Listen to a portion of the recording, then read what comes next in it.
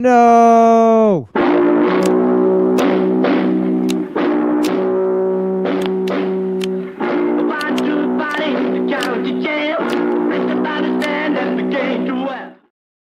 What's up? Where's Claire? She was here. Now she's gone. What's going on, party people? We got a new and improved studio. This is what a mustache gets you. You could have been great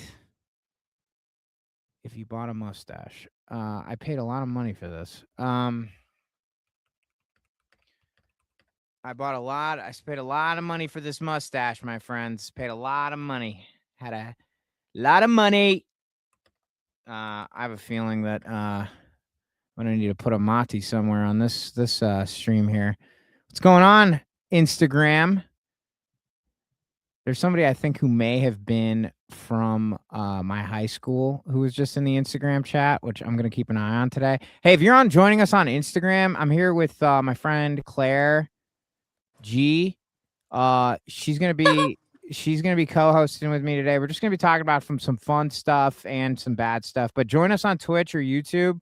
Hang on. There's like a whole ass sign I have that says, "Look at this." Dang, I like your shades. Thank you. It says this whole ass sign I made for people. It's not even in frame right now. This is what. No, wait. What does it say? It says, "Are you smart? Do you want hot babes?" And it's a chick and a dude. It could be any gender, really.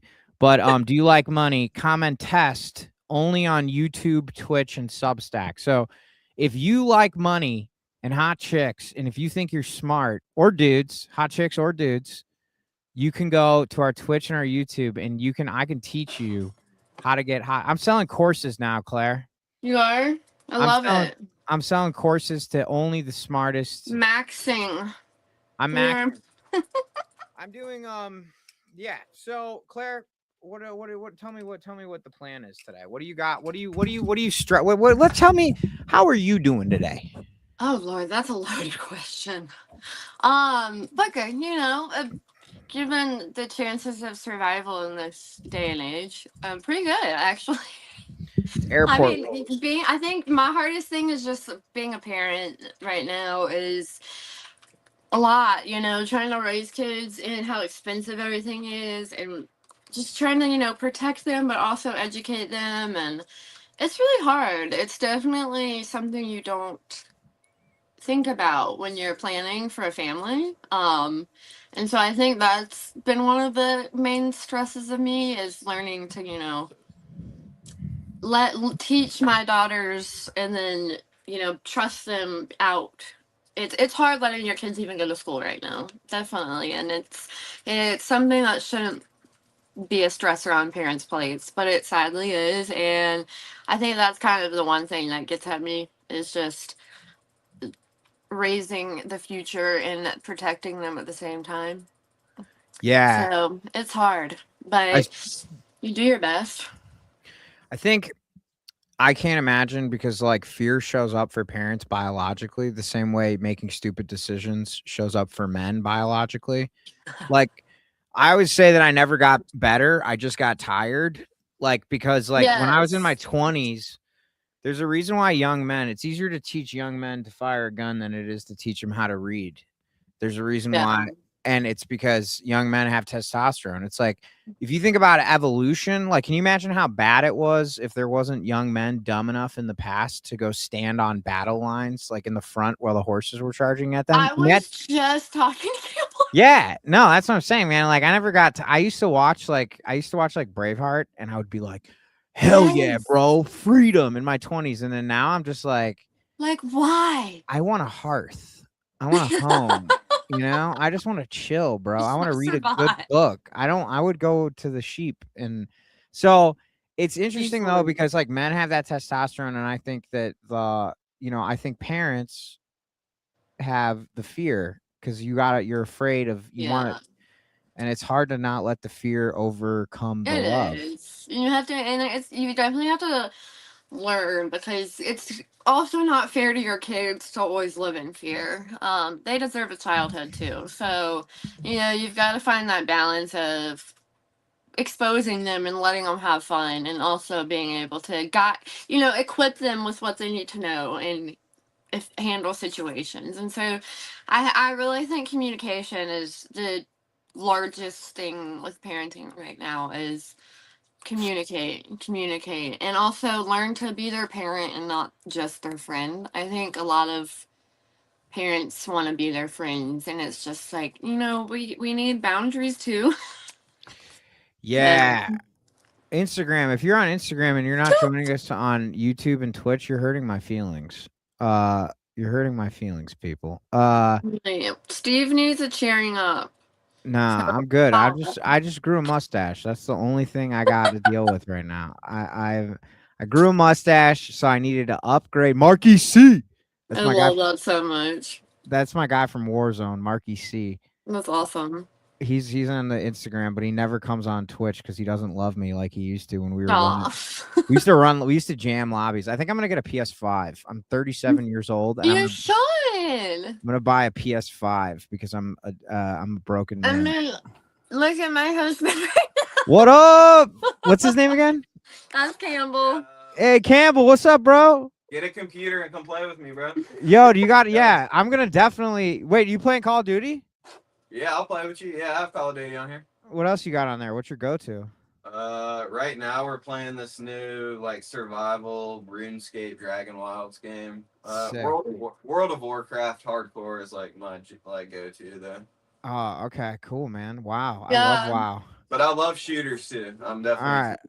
Wait, I mean, and it's funny, like we're mid-30s too, and it's like he has his time, and he plays with his friends too from his childhood, where like one of them lives across the country. So I think it's so awesome that they get to be together and like still hang out, and it's honestly hilarious to listen to them. No, I know. I used to play I with. love it. I used to play with Mark. I'm chatting him right now, I love and that. he used to shout out to Steve the Greatest. He said, "Love you, Marky Mark." But when him and I used to yell at each other, it was like we were like 15 again. It was Oh so yeah, funny. it really is, and it's just fun. And like a lot of women, I don't know, a lot of my friends have even been like, "How do you let him just play video games?" And I'm like, he lets me binge watch court trials for hours. So yeah, like people need to do their own thing too. Have you yeah, exactly. That's what I'm all about. When you're in a relationship, you also have to maintain the relationship with yourself. You know what I'm Yes. saying? And your peoples. Big time. Big time. An overlap is good, but 0 on the Venn diagram, like just a single It's circle. so bad. Oh, it's horrible, dude. What I was gonna ask you is, do you guys like Game of Thrones? Oh yes, we're Did- like religious watchers. Did you catch up on House of the Dragon yesterday? No, not yet. He's been more on it than I have. I need to catch up. Oh my gosh. I was shocked at how much I even liked it to begin with. I thought I was gonna not enjoy it because of how good Game of Thrones was. Well, but- the Game of Thrones ending was pretty disappointing. It was awful. Despicable.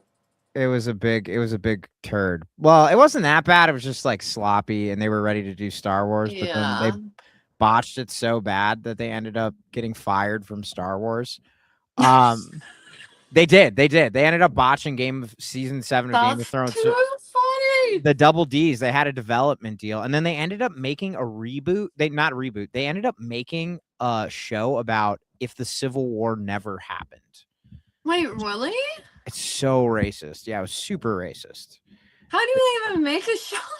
I don't know. These guys were, I don't know. Now they're doing 3 Body Problem. I do want to tour my new space because there are a lot of pictures here, and I I was want about to to say, how did you set this up so fast? it's because I got a mustache now. A mustache mean, power. Tom take it Selleck. Have you seen back. Tom Selleck? He used to solve all sorts of crimes in the space of one Magnum PI True. episode. And he You're used to one of have my favorites. he only had like girlfriends for like 1 to 2 episodes. That's Yeah. divorced dad fantasy. So now I'm gonna move the camera a little bit, but in case you didn't know, I'm in my mustache phase. So are you smart? Do you like money? Do you like hot babes, guys and girls, gender neutral? Comment test on YouTube, Twitch, or Substack, but you can only comment that if you're from Instagram, because Instagram is where the money and the hot babes are. So you have to come to YouTube, and then we'll tell you how to get all that, right? That's because it's totally possible, and I'm not a grifter. Okay, so can you see the space? Yes. Okay, good. Hang on a sec. I gotta get a little pointer. So kill some air. Talk about something for like 30 seconds. Okay. Have you seen? Well, do you guys see movies in theaters? Cause I want to see The Odyssey, but I don't want to go pay for it in theaters. Oh, that's good. You should pay for it though, because then you can That is true. you can support independent filmmakers. That also is true. I should go pay for it. You're right. Also, it'd be probably a sick movie to see in the theater versus no. at home. It's I was watching a film on how they made it the other day, and it was just so it blows my mind every day how impressive that guy is with an IMAX camera. Like the fact that he can film it all on that is. Wait, we have to talk about Christopher Nolan after I tell you about all the different stuff here, because Christopher Nolan. Cool. I have some good Christopher Nolan stories. So yeah, really good ones. Okay. I love it. What is this? Okay, this is my pool cue. One of them. Okay. I told you I'm in mustache era, so I like it. Can you see the okay. All right, I have to. Okay, so can you see what I'm pointing at right now? Yes. Okay. This is a painting of Roy Cohn with his hand up, who actually, now that we're doing McCarthy 2.0 trials, we're doing McCarthy 2.0. This is a picture of Roy Cohn, who was in charge of McCarthy 1.0. He was closeted. Donald Trump's lawyer. This is his hand up a puppet's ass. Frank from Staten Island. That's a show I have that's in development right now. I paint pictures and I talk to a puppet Frank about I love this. history. Shout out to my guy Kyle. We need to find an animator. That's Donald Trump. He's going to sell his soul to Roy Cohn. Not that he had one. And then this is like a gay butch guy, and this is another gay butch guy, because Roy Cohn used to spend a lot of time at Fire Island, if you know what I mean. That is so funny. Yeah. Barbara Walters was his beard, believe it or not. This says Target Fascism. It's like a rat sign. Oh, I like that. From Chicago. That was Kat. That was on Kat Abu Ghazali's campaign. She gave it to me. You people are idiots. Thank you, Anthony. It's nice to meet you. Welcome to the chat. This is a gelato hat I got in Washington, D.C., where we met young Hunter. My friend Devlin bought this for me on a gelato date. I love that so much. This is a hat my friend made for me. It says "It Chooses You," which is from the movie Almost Famous. Yes. She made that hat for me, which is important. That's so good. This is Buddy Guy, who many people may know from the movie Sinners, but actually he was a legendary Chicago blues musician, still is. He's over almost 90 years old. I bought this poster in 2014, though, so I was hip to it before the Michael Jordans were. Since I'm a member of the Screen Actors Guild, I'm very proud. I have the SAG on strike, my strike sign here. This is my grandfather. I like the strike. This is my grandfather, the original party crasher, Chris Daphnides. Oh, I love that. He didn't drink because he had ulcers, but he was the funniest man at the party. This is the thank you card I made for Farah that I have to give her in real life. It says, "You are a street comrade." It's Donald Trump with nipple tassels and Vladimir Putin over here. And he's jumping out of a birthday. It's the thought that counts. Honestly, that's incredible. This is for our friends at Sway. It's Ken Bone. Love Sway. From the 2016 debates. This is for my friend Claire Elena. You can't see it. This is a sleep mask I got in Korea that I don't know what it means. This is Cory Booker saying Trump bad, I'm angry. And then on the top here, it says, let's go back to brunch. This says Bella Ciao. This is JD Vance having his way with a couch. What the hell was about to say the couch?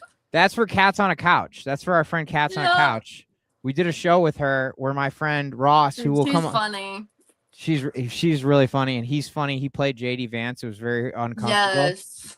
This is my cousin goes to SCAD, and he painted me a Hillary Clinton walking into an apartment meme, but he used marker. That's so good. This is a bicentennial license plate from Missouri, where my grandparents were from. This is the Blues Brothers. This watch here is from my grandfather. This little pocket watch. About that. That's a really cool watch. It's 100 years old. That's awesome. And the chain is from my dad's grandfather on his mom's side, and the watch is from his father's father. What? That's So- so cool. This is a pawn and a bishop because I don't know. This is a thing I Checkmate. bought at a thrift store. This says every second I count. love Let it rip from the bear, that. because that's a Chicago show. This is my grandmother's Jesus. This I is love that. That's Um, so perfect. this is Fred Hampton. This is Zoran Mamdani. That's Jesus. That's the Holy Fred. Trinity. The Holy Trinity. This says fuck ice. Says my other ride is the pink line, and my newest piece of the collection is oh, these are some masks that I close need friend to of our- send one. What's that? I said Oh, I need to send a piece. Yeah, this one is from James Connolly, and we have I a love very that. special guest coming soon to talk about the Irish labor movement. Heck yeah. James Connolly was one of the 9 people from the Easter Rising. He was a trade unionist and avowed pro-labor dude, very right. Mhm. And I actually kind of like doing the show with the pool cue. I think I'm gonna keep doing that. It's fun to have something. Yeah, no, I mean you have to have a prop. Somebody once told Yeah. me when you're doing an audition, even holding a glass of water makes a performance better. Yeah. But James Connolly once said that the Irishman frees himself from slavery when he realizes the truth that the capitalist system is the most foreign thing in Ireland. So I love That's you, so spot on. Marky. So yeah, that's my That new is spot setup. on. All my photos are like from my kids. That's cool. Dang, everybody's gonna be like, she's rich. No, I'm just kidding. Because kids are like, oh, that's so cute. Art is the best thing. Isn't it? Wait. It says- Let's see. Make it now. Show it again because I had it small. Oh, that's cute. It's so funny. Mother's It- Day. What does it say? It says my mom's name is Mommy. And it says my mom likes to cook noodles, which I mean it's easy to make and they're good. So, and then this is my favorite. When she is tired, she takes a shower. Oh, what's up, Ace? Thank you for the compliments. I appreciate it.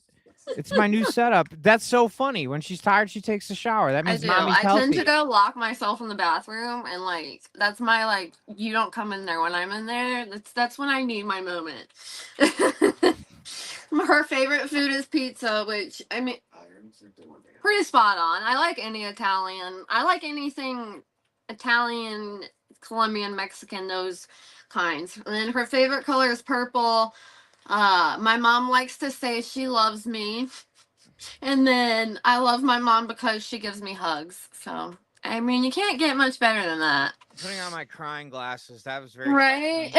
It's very poignant. And then I have notes like from my older daughter and my husband, and it's just I have to keep them there because if I don't read those reminders, then I tend to break down a lot. That's what gets me through. So it's nice.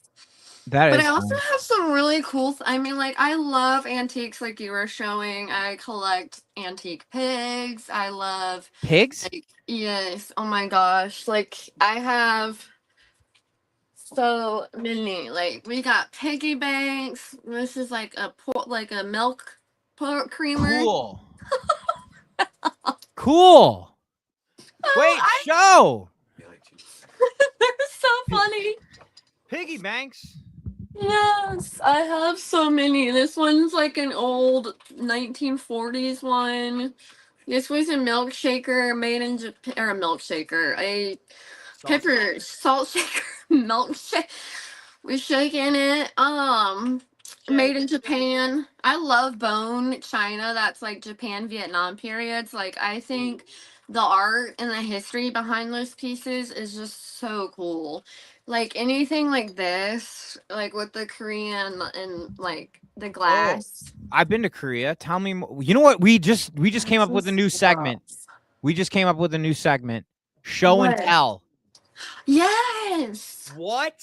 Because then we can get that would be so fun too. We're doing it Because- right now. It's awesome. It is awesome. And like I have little pieces from like all over the world where I've traveled. It's just really cool to like look around and see like little reminders of like what you have accomplished, because I feel a lot of times, a lot of our self-doubt is comes from like we're not doing enough, and then you have a little reminder of like, wait, I've done all this, like No, I I'm know it's okay. crazy. It's crazy because that's where the fear shows up too. It's not because It is. It's you forget. hard. You forget, and then you're not with safe people, and then you feel like you need to remind them. But like, Yeah, people just forget, man. That's you why. do. You forget a lot. I think it's hard, and like back when we were kids we had photo albums and all that stuff, and now it's so hard. I try to do like a photo album a year, but like my mother would do them for like every month.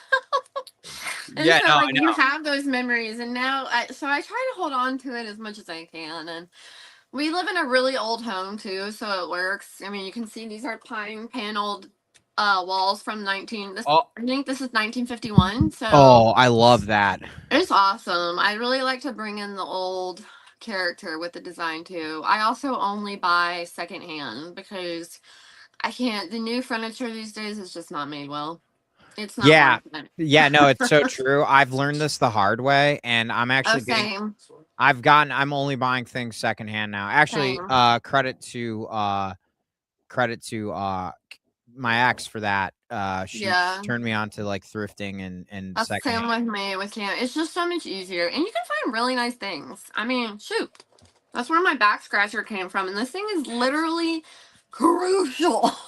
I know this thing. I have this like lunch pail thing back here where I keep all my markers, and it's like from 1952. That's so Like, smart. I love those. I yeah, love those. they're the best. They're the They best. are really fun.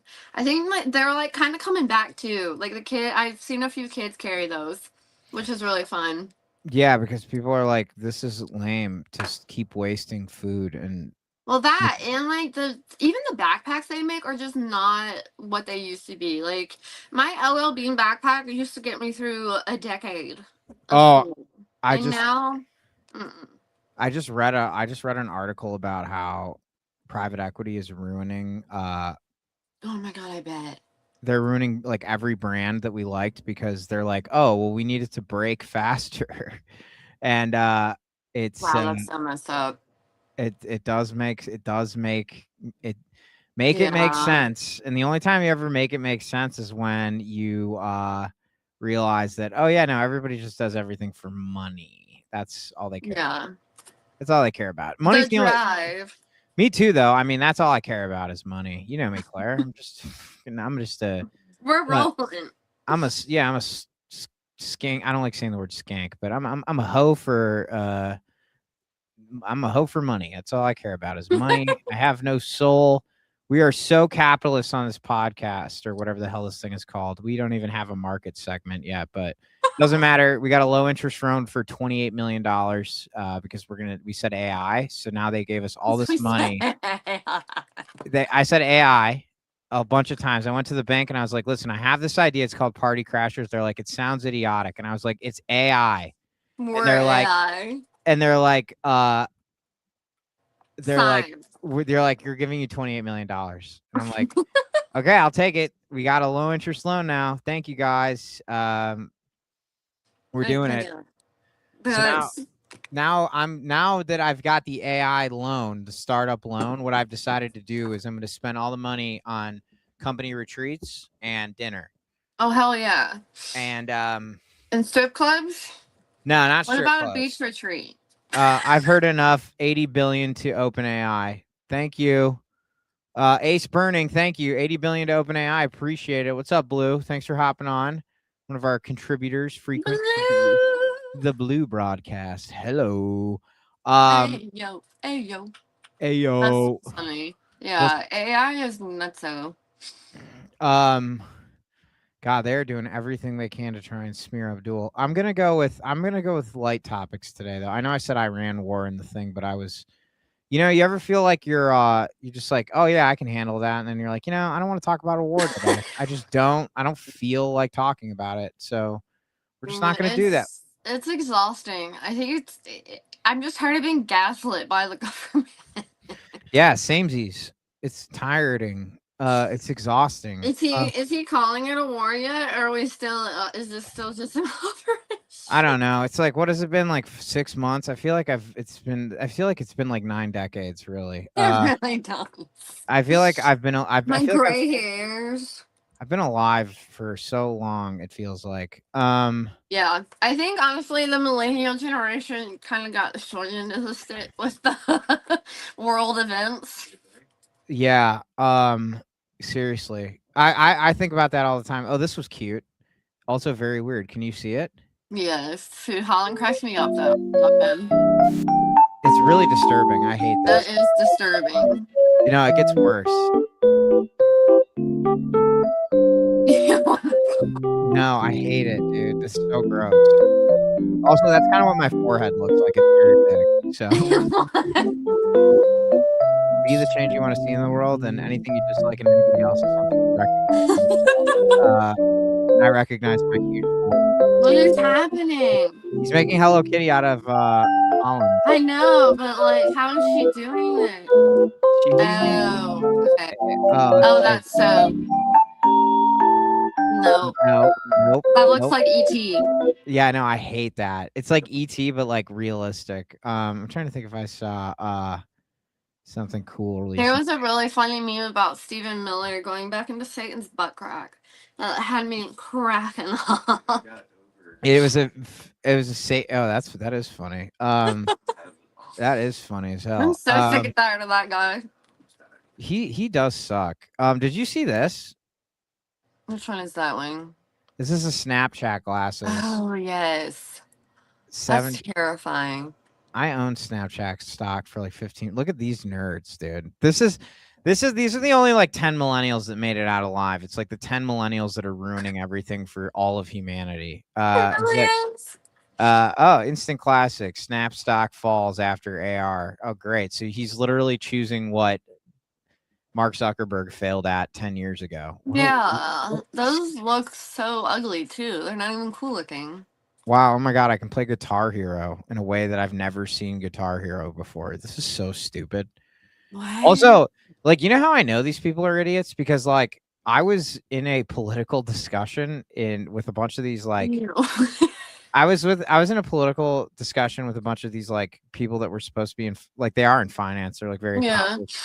financial professionals, but I kept saying like I was an econ major in college. Right. So like I was saying to them, I'm like, okay, so you think AI is so great, right? And they're like, yeah, it's awesome. And I'm like, why is it awesome? It's like because it lowers costs and it increases efficiency, which increases profits. And I'm like, oh, sick.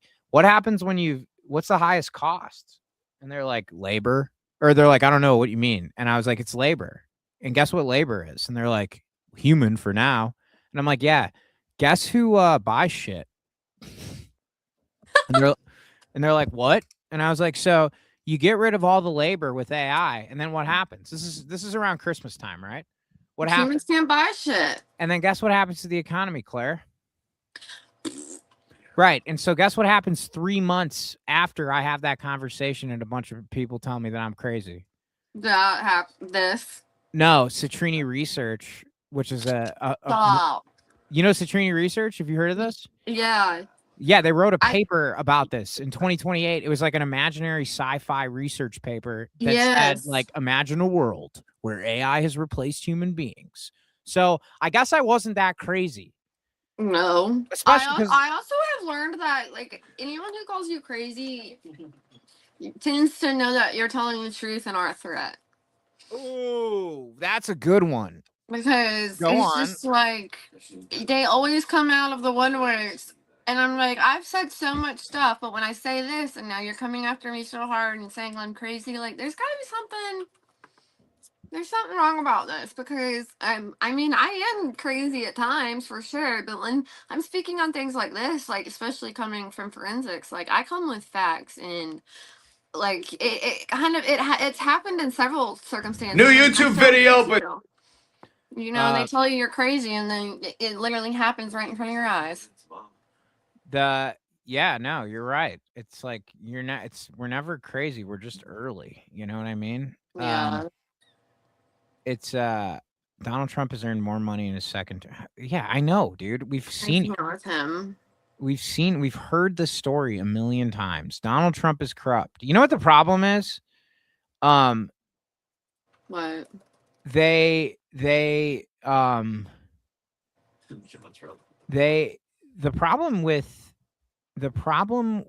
what was I talking about? Oh, the problem with storytellers in the pro-democracy space is that they're all corporate shills. Not all of them.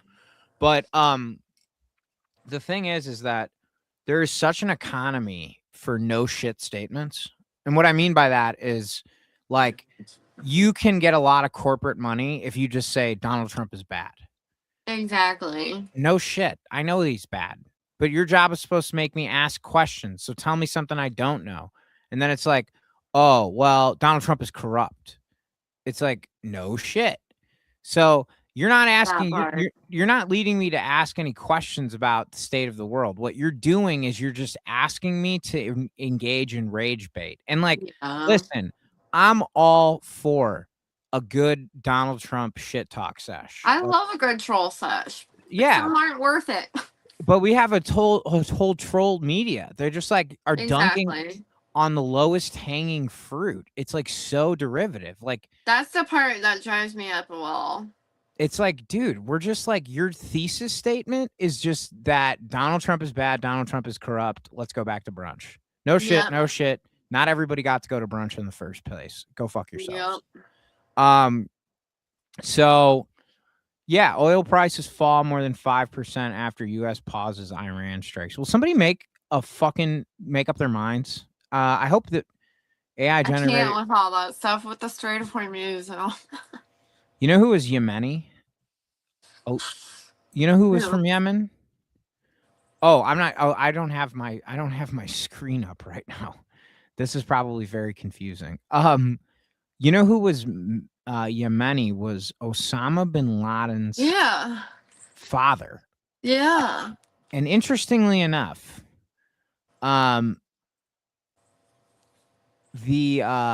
interestingly enough about Osama bin Laden is that like Donald Trump, his father was a real estate developer for the Saudi Arabian government, for the royal family. And one thing he did was this is Osama bin Laden we're talking about now, people. He all over the place. What? So we're all over today. No, I know, but it's good. This is Neurodivergent News Network. NDN, not NDA. Neurodivergent. So what Osama bin Laden did, what his dad did was can you hear me? Yeah. Okay, good. My mic is kind of far away from me, and I'm a comedian, so I tend to go way closer than I need to. But Osama bin Laden's dad made a ton of money by being a real estate developer in Saudi Arabia, and he was very close with the royal family. And in the 1970s, there was this crazy Wahhabi Islamic cult run by this guy who believed he had found the second coming of the Mahdi. So the Mahdi was like a Quranic. You know what the Mahdi is? Yeah.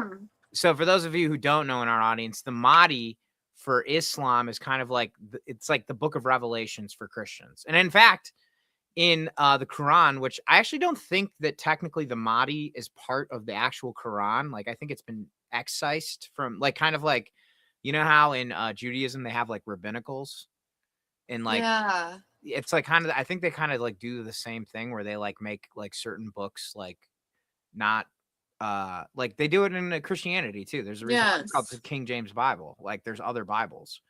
So the Mahdi was this guy who's going to team up with JC at the end of the world. That's Jesus Christ for those who aren't close with him. What up, Jesus?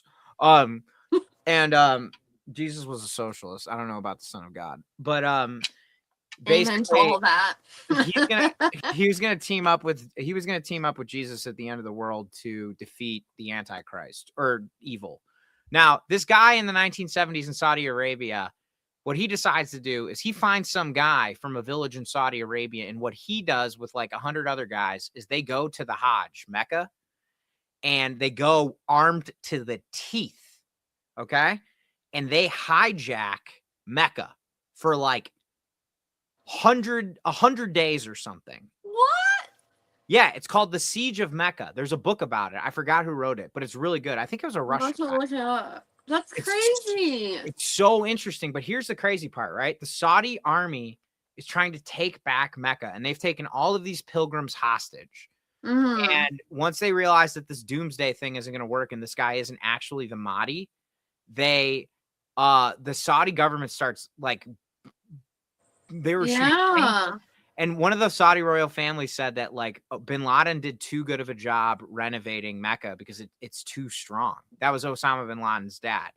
Now, what ends up happening to Osama bin Laden is that his dad dies, and eventually he does the thing in Afghanistan, which we know about. He does the Mhm. foreign fighter thing to fight the Russians. And then actually what happened was in the early 90s, when we were going to the first Gulf War, he went to the Saudi royal family and he asked them if he could fight Saddam Hussein so that Americans wouldn't go and land in Mecca. Right. Because he didn't want infidels on the Holy Land. And he had just been doing a CIA, Israel, Egypt, Pakistani backed insurgency against the Russians. So he was all like war pilled. Yeah. And so he went to the Saudi royal family. He's like, yo, bro, I got this. Let me take on Iraq. And the Saudi royal family's like, hell no, get out of here. They laughed him out of the office. So then he was like a soldier without a war. So he went to Sudan. He went to Bosnia. He tried to do all these little jihads. And then he just kept getting more and more angry at America because they were in Saudi Arabia. And then eventually he issued his first fatwa in 1997 to an obscure Pakistani organization. But then when he did the USS Cole in the embassy in Tanzania, this is when the Clinton administration fucked up. You know, Bill Clinton is somewhere, right? You know, he's about to fuck one thing up, right? Yeah. They knew where this guy was. They knew where he was. They knew where bin Laden was.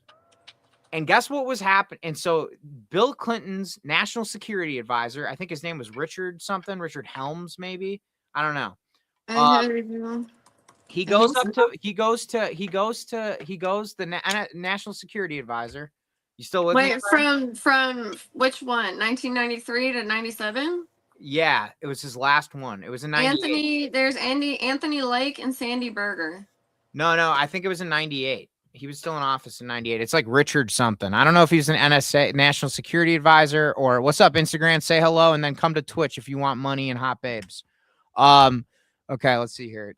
Richard Helms. Is that the guy's name?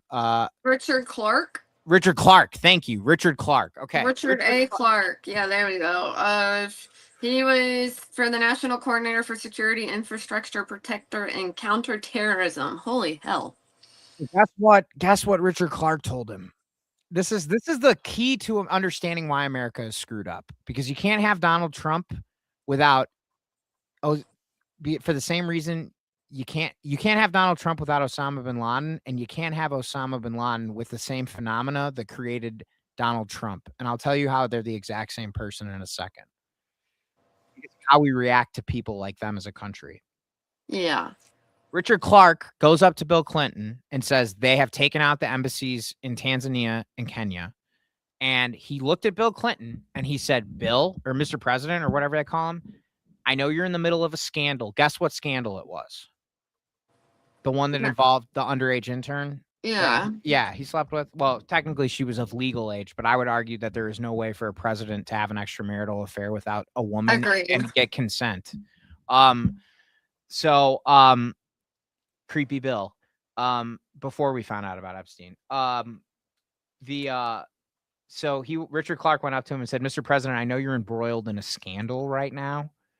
But here's the situation. We know where these guys are. They're in Afghanistan, right? Right. And you have a $10,000 tent city. So you can do the thing on CNN where you shoot the Stinger missiles at $10 million a pop at this $10,000 tent city, or you can send the Navy SEALs in there to kill them. Do you know all this stuff already? Yeah. You've heard all this? No, I don't know it all in the detail. I've heard bits and pieces. Oh, okay. And I'm like glancing over at Clark now. He's crazy involved with. Wow. Yeah. So he said to Clinton, he said there's a bunch of guys in Afghanistan and they're in a $10,000 tent city. And if you spend $10 million per missile trying to kill them, you're going to create a $10 million problem. Right. It's like, or you could just send the Navy SEALs and be quiet about it. And we never hear about these guys again. Put their body in a barrel in the ocean. Never hear about them Right. again. What does Clinton do? We all know what he did. Stinger missiles on the thing. And then the next day, Osama bin Laden is the Che Guevara of extremism in the Middle Yep. East. Guess how Donald Trump got started? Because we all knew he was a joke, right? And then he kept saying racist stuff about Obama. And what does Obama do? Instead of ignoring that loser, White House Correspondents' Dinner joke. Why would you write a joke about a loser? That was so bad.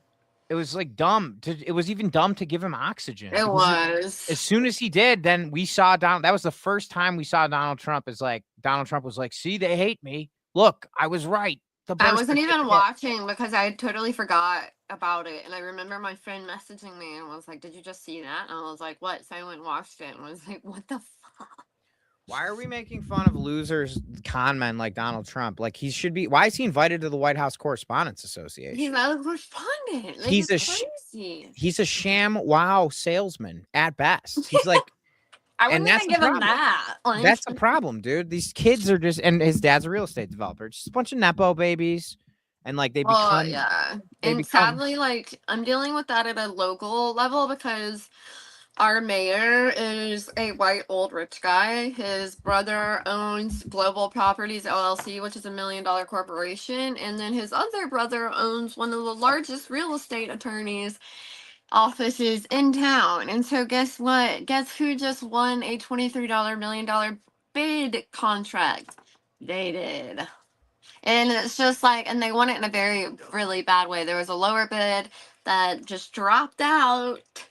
And, it's just, I'm sick of it. I'm sick of all these saggy old men joining together and thinking they have great ideas. Yeah, no, that's exactly it, though. They're not smart. They're just bookies. Yeah, they really are just bookies. And it's disgusting. Have you seen the movie Trading Places with Yes. with Eddie Murphy? I don't want to get a Yes. copyright strike, but there's that I scene. haven't seen that in so long. I need to watch it again.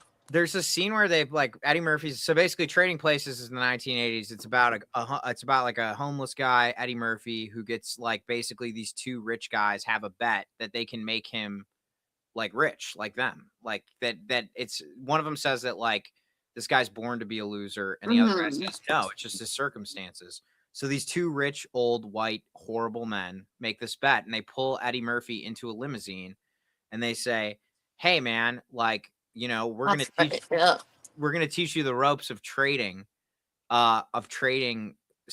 commodities." And then he's like, trading, what does that mean? He's like, well, pork barrels, orange juice, all of these different things make up markets, and you have to buy them in a market. And he's like, somebody has a price and the other person has a need. And so blah, blah, blah, blah, blah. And he starts talking. He goes, oh, you guys are just bookies. You guys are just a couple of bookies. And like, yeah, it's true. It's just a casino, man. This whole thing It is. And it's like, do you know anything about casino design? My ADHD is like, I'm embracing my true self. Yeah. I mean, not like a lot, but basics enough because of forensics. So can I ask you something? I'm asking you something so that we can learn together with our audience. Like, you're a forensic behavioralist, right? Mm-hmm.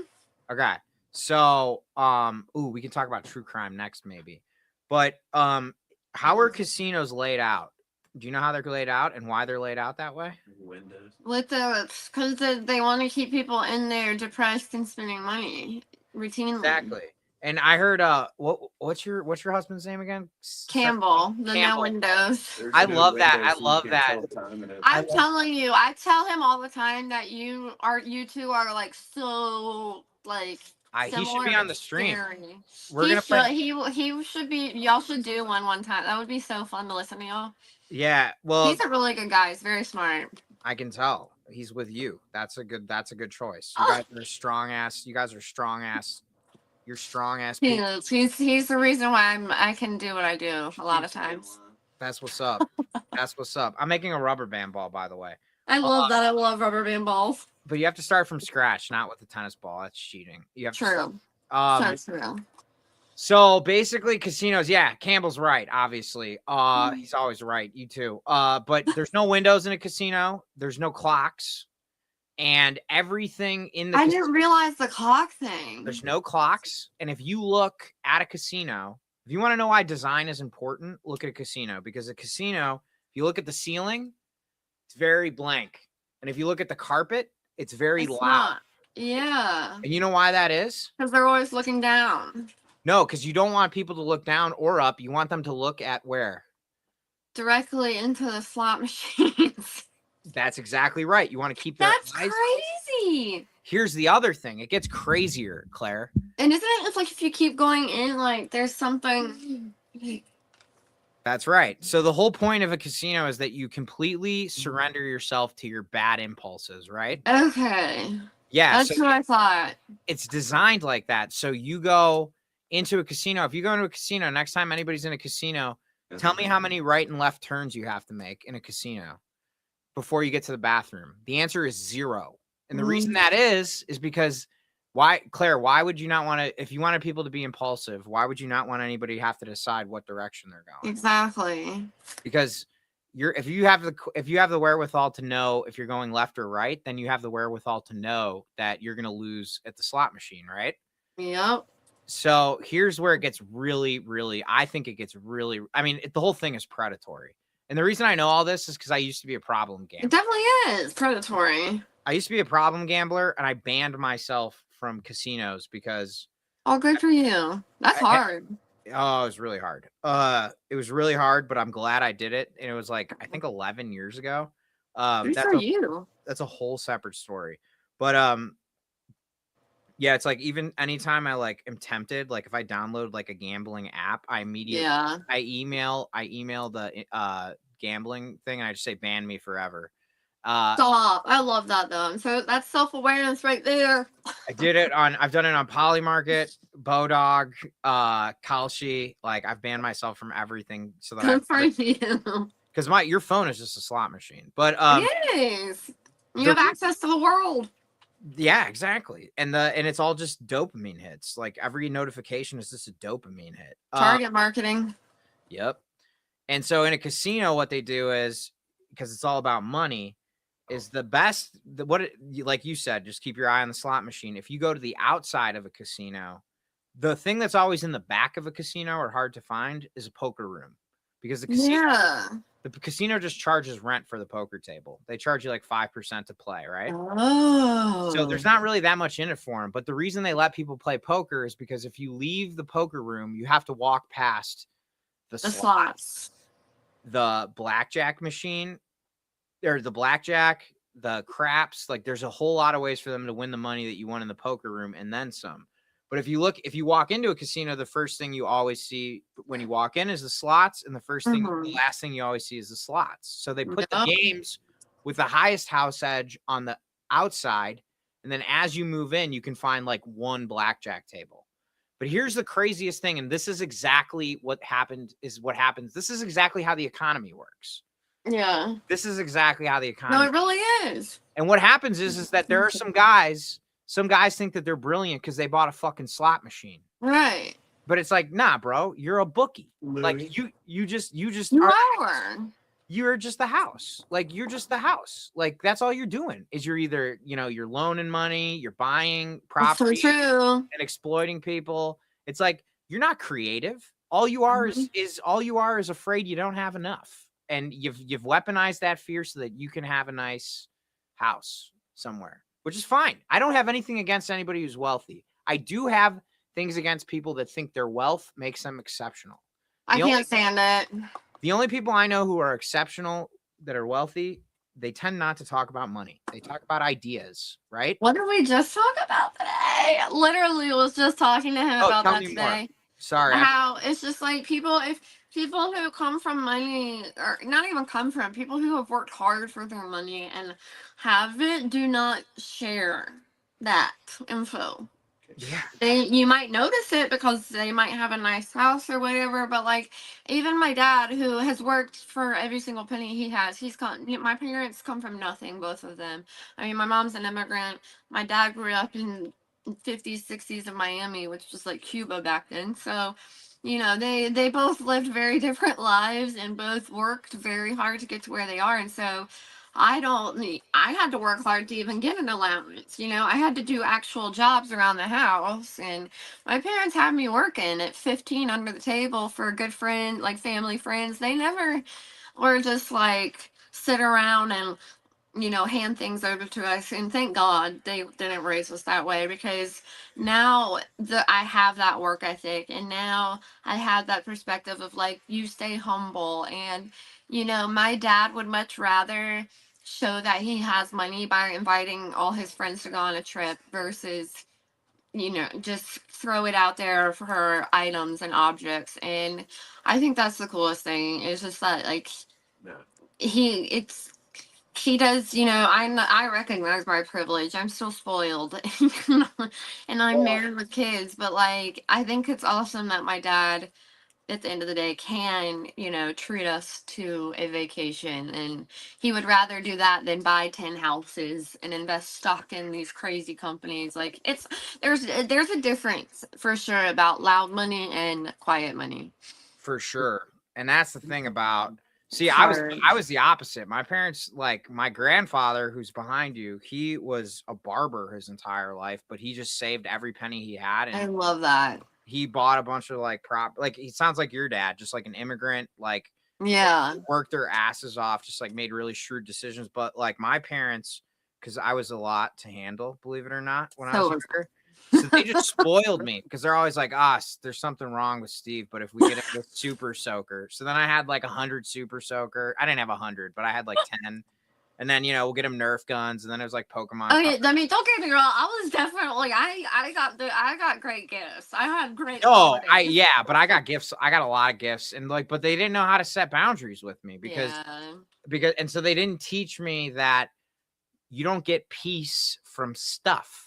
You get it from within because Yeah. I was never without. So Yeah. if there's no scarcity, there's no value in self because Yeah.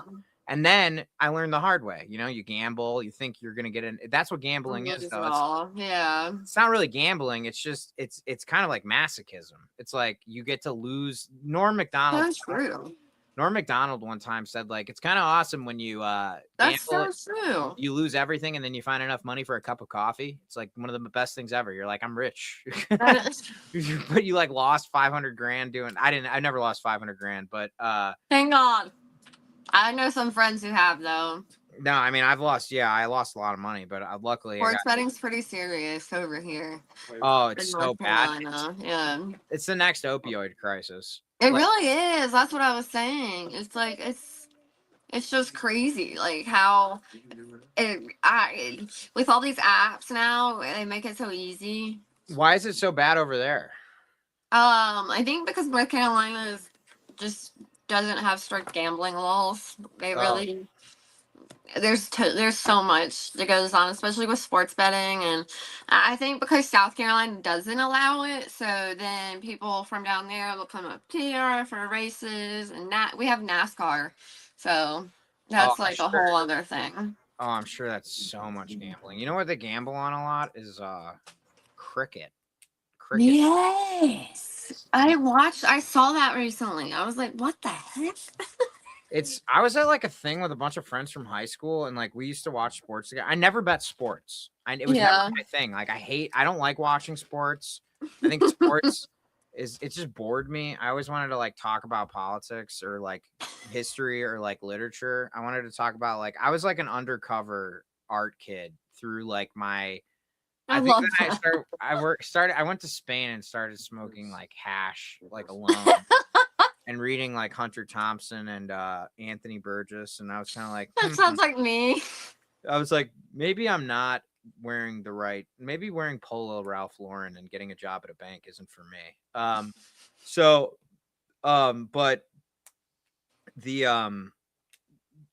I never bet sports, but I went to this thing for March Madness last year, and I was there with like all my I was there with my brother and all my friends from high school who I hadn't seen forever, but my Mhm. brother kept up with them. Yeah. My brother's like super even. Like he's like the opposite of me. Like I'm very sensitive. I get overwhelmed easily. Not like I can handle my shit, but like Yeah. if I'm like in a situation where there's a ton of people, I'm like, whoa. Like, you know, like there's a lot I'm of the same way. and that's why everybody's like, "Oh, you're such an extrovert." I'm like, "No, that's just like me trying to like control the inputs that I'm Same. receiving." That's why I'm decent at stand up is because like I'm kind of like, "Oh, I have to make all of these people happy, but I'm the loudest one." So this is going to be great. So true. But That makes sense. Stand up, I feel like I don't know. I freeze up. nah, you'd be fine. It's kind of stand up is just kind of like we're going to get some stand ups on the show. I kind of want to talk to people. I felt like it was kind of the That would be performance. so fun. It's like the performance version of codependency, though. You're just like the crowd is like your metric for success every night, and if it's a bad For crowd, sure. it's your fault if you're a good stand-up. For Um, sure. but yeah, no, I was at this thing with all my friends from high school, and like a lot of them are just like pretty normal dudes. Like they all have good jobs, but like everybody was looking at their phone during the game. And I'm like, Alex, what's going on? This is my brother. And he's like, I'm like, why is everybody looking at their phones if they're watching the game? He's like, oh, they're all betting on the game. Betting, live betting, yep. And I'm like, oh my God, dude, I'm so lucky I got a gambling addiction, like when I had to go drive to the casino, because if I had a gambling addiction, That's what yes. if I had a gambling addiction after when the apps were, I would never, I don't think I would have had the strength to quit. But here's the crazy thing, Yes. Claire, what addiction has the highest risk of self-harm? Gambling, right? Because you lose all your worth.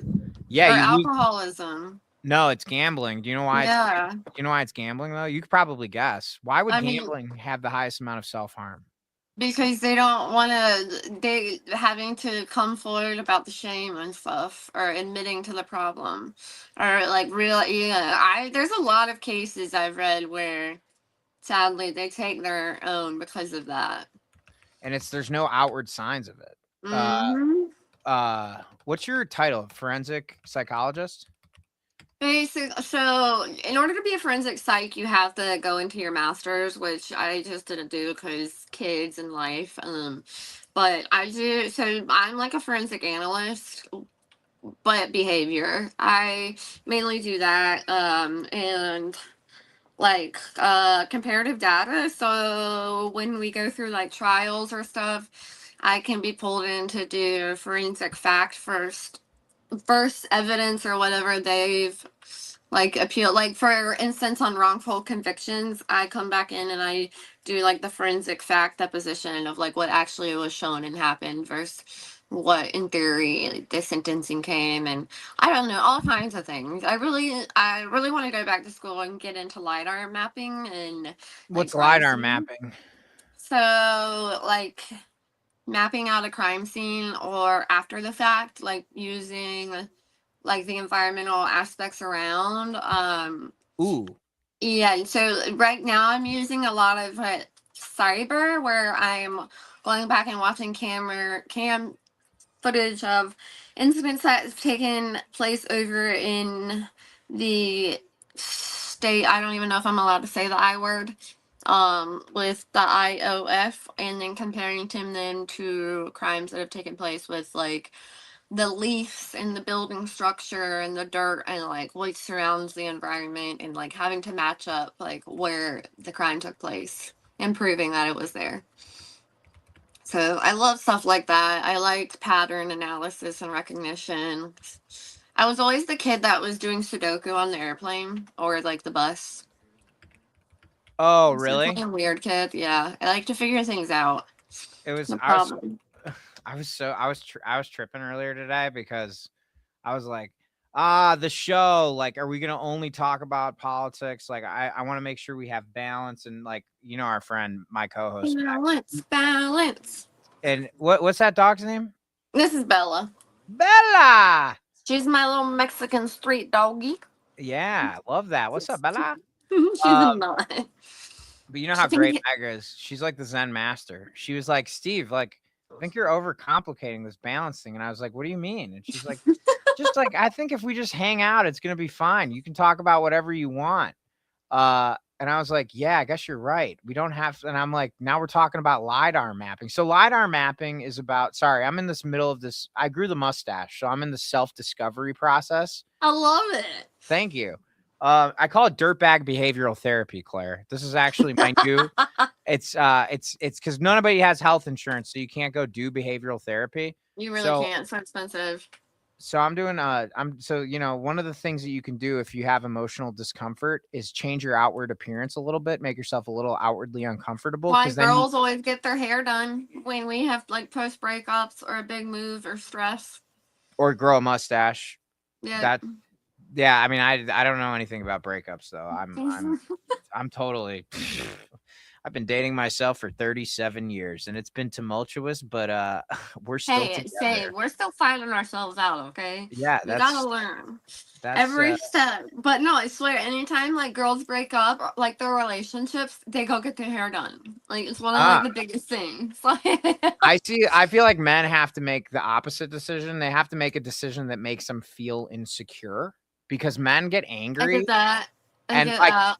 I typically get sad when like I have a big life change. So what I Yeah. do is I'll grow a mustache. That's not why I grew a mustache this time. There's no big life Yeah. change. This is just this For is fun. yeah. this is Sherlock for fun. Holmes style. Hey, listen, with all that's going on right now, that's enough reason to be growing a mustache with dealing with Trump. So Yeah, and that's Yeah. I going bald? I don't think I'm going bald, thank God. no, Um we're not.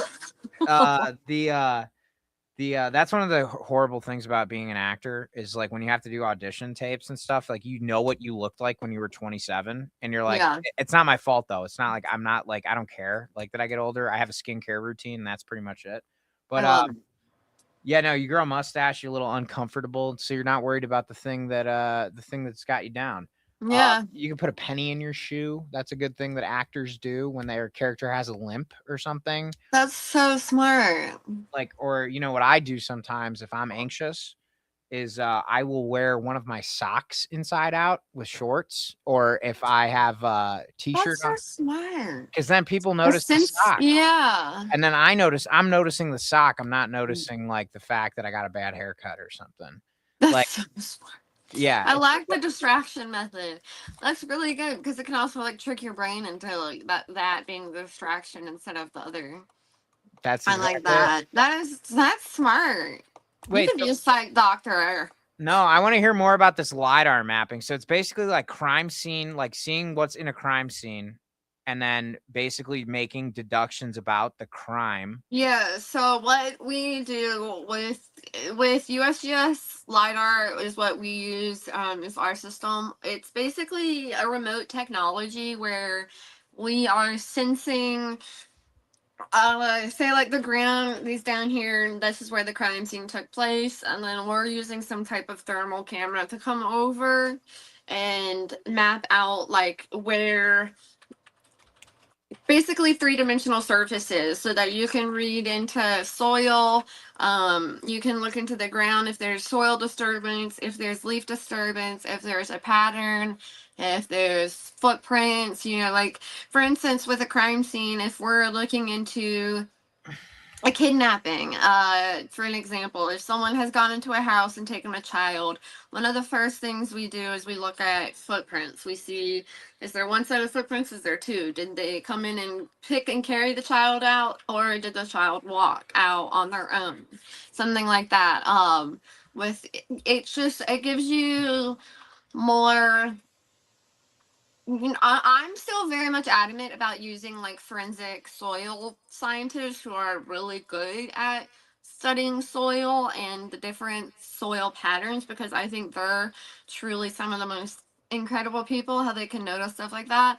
But LiDAR is another way of helping us retrieve information about the crime and if the crime took place there or what happened there.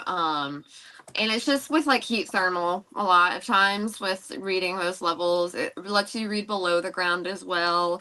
It a lot of times is used, and we used it recently for the autistic kid who was missing for a few days.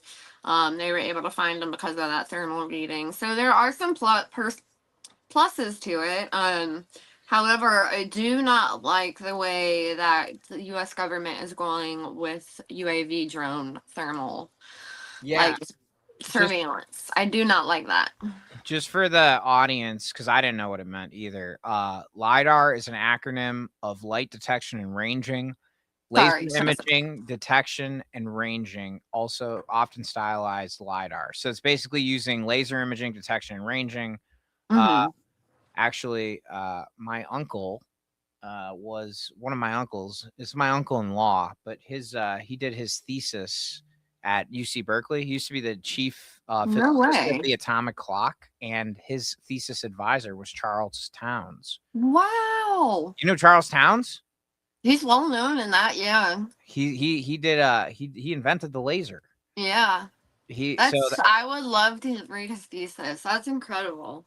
yeah, he did his thesis about I forgot what it was about, but actually it was cool because the guy who was doing his thesis next to him did his thesis about discovering the first black hole in the universe. Yeah.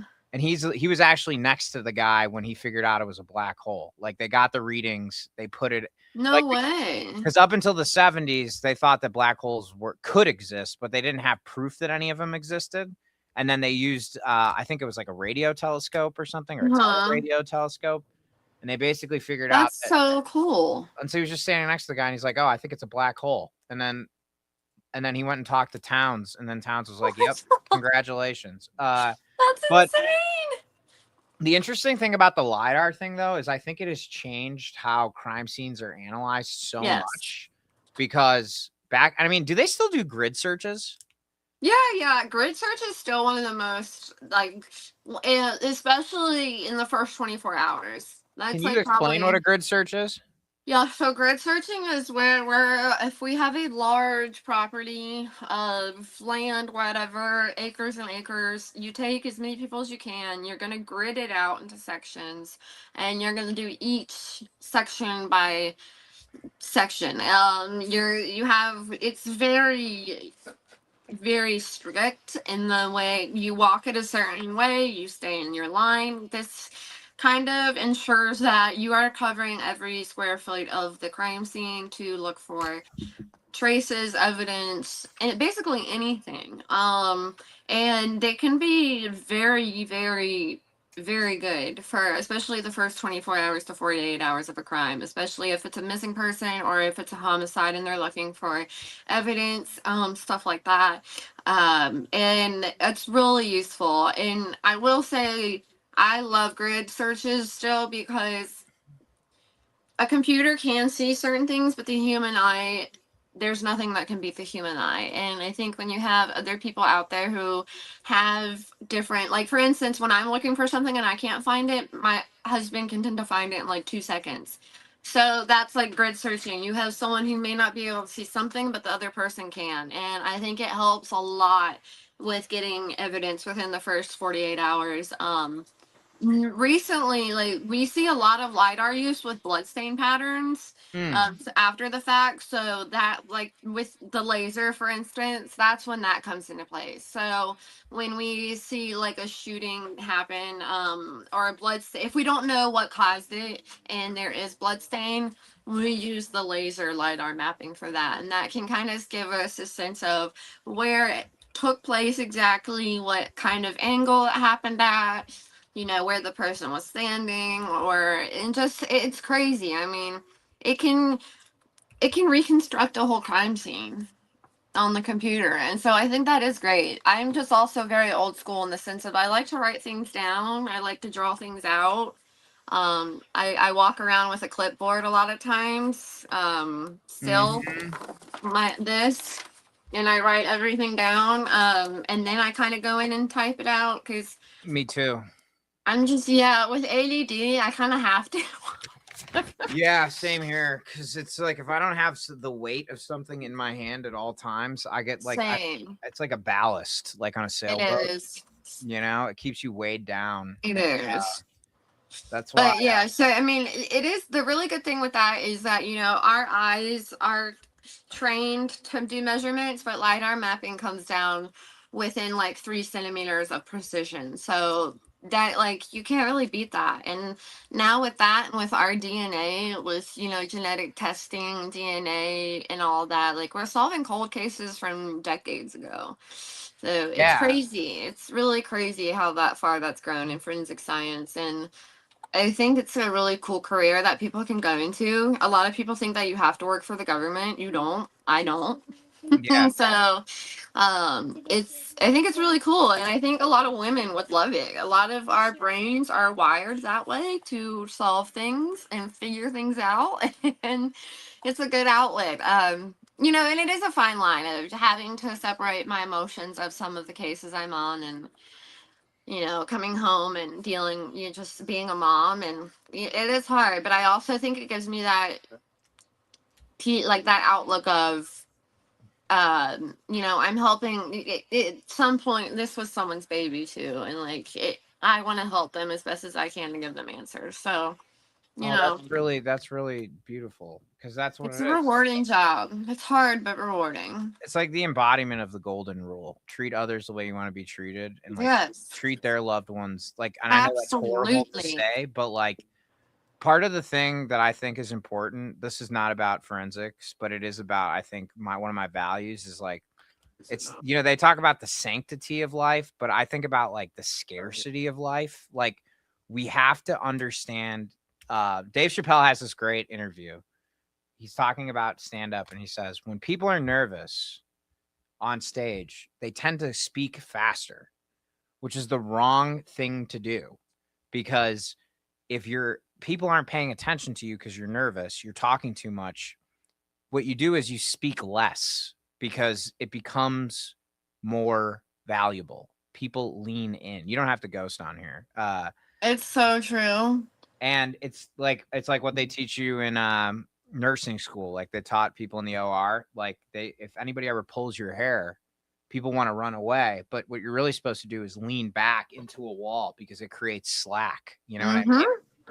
And in boxing, you lean into the punch. So it's like all these things are like these little things that like I think about the scarcity of life. And like when people realize that life is scarce, you start behaving better towards other people. Yeah, you really do. And I think, like, I mean, I've had some incredible life experiences. I've really gotten to do things that I never thought I could do. I mean, living in Uganda, like, unreal. It was like the best time of my life and hardest time of my life for sure. But it's just, it kind of You lived in opens your. Uganda?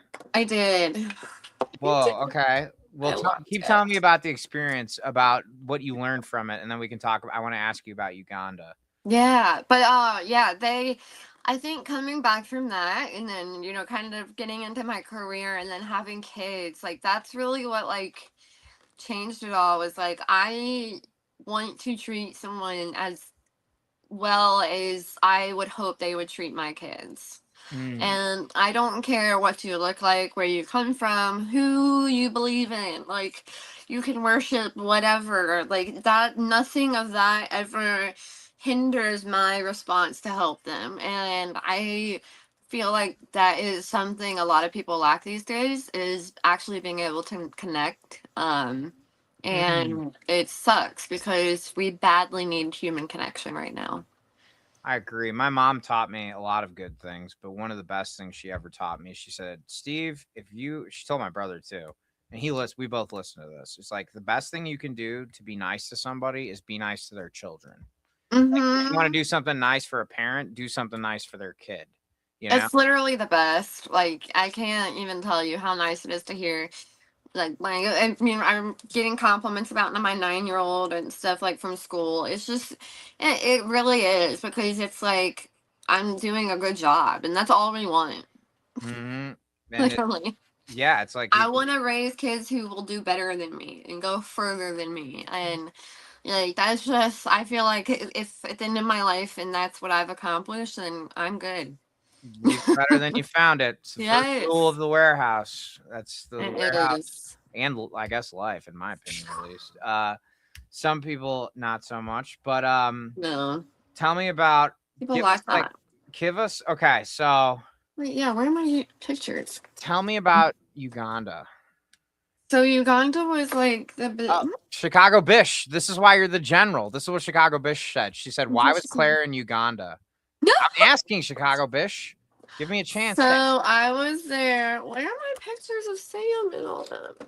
Hold on 1 second. I was trying to find my. I had them up here the other day because I was showing someone else. So back in, I can't even remember the year it was now. It was a while. Oh, here they are. I applied for an internship through.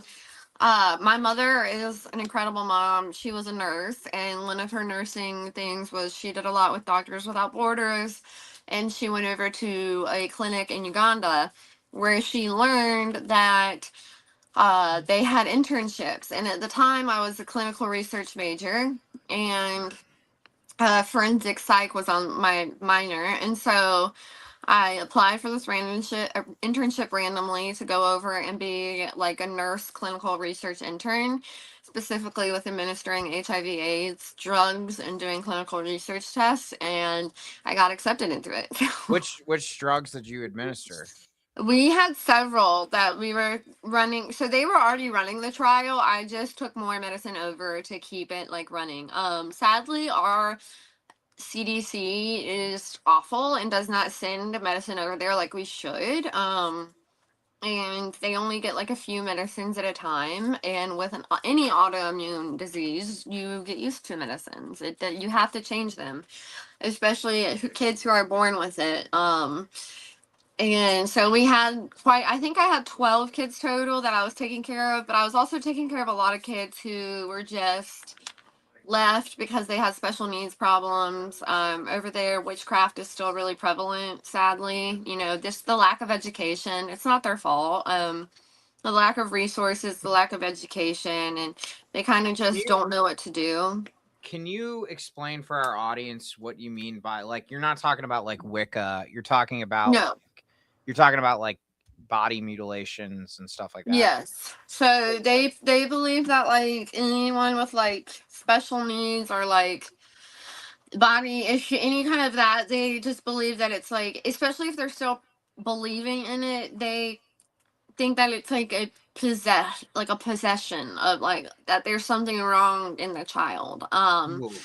And so like we saw kids get left in the streets, but we also worked with a ton of families who loved their kids and they needed help. They don't have the resources, and so we would go down there and teach them or about how to care for their kids, and we would provide soup kitchens and free clinics and education.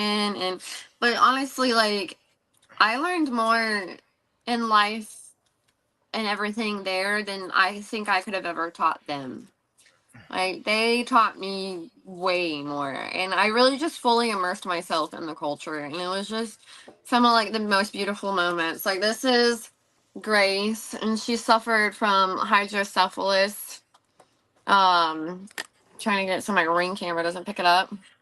Oh, but that's little it looks like Grace. a halo for little Grace. That's cool. Right? Wait, what just happened? There we No. Sorry. No, you're good. And then, like, these were like all my little kids. That's Sam. Oh, hey, what's up, dude? That's cool. This is Philip and Henry. Philip was one of my HIV little boys. He was a sweetheart. And actually, he's like 18 now. We still stay in touch. That's And so it's really cool. Like, I'm hoping to take my kids back within the next few years. But it was it was a great, great time in my life. It was very hard, obviously, but it was by far the best year. What's a cool thing about Ugandan culture that Westerners don't know but should know? They are probably one of the most beautiful communities I've ever witnessed. They love and care for each other like nobody I've ever seen. When you live in a village there, you're protected. No matter, they will look out for you.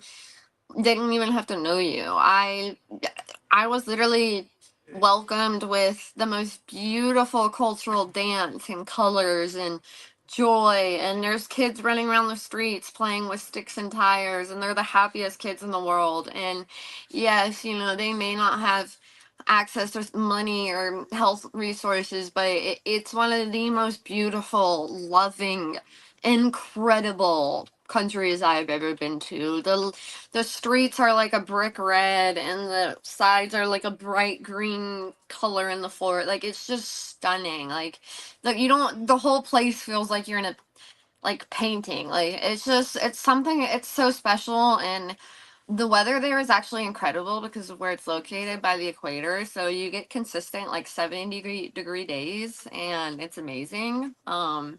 The wildlife is incredible. The people there, they're like they're unlike any other.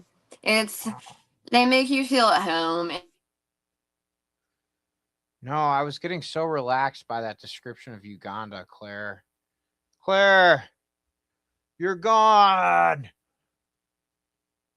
I don't even think the banner is there's too much going on, and we've gone all over the place. We've traveled all over the world.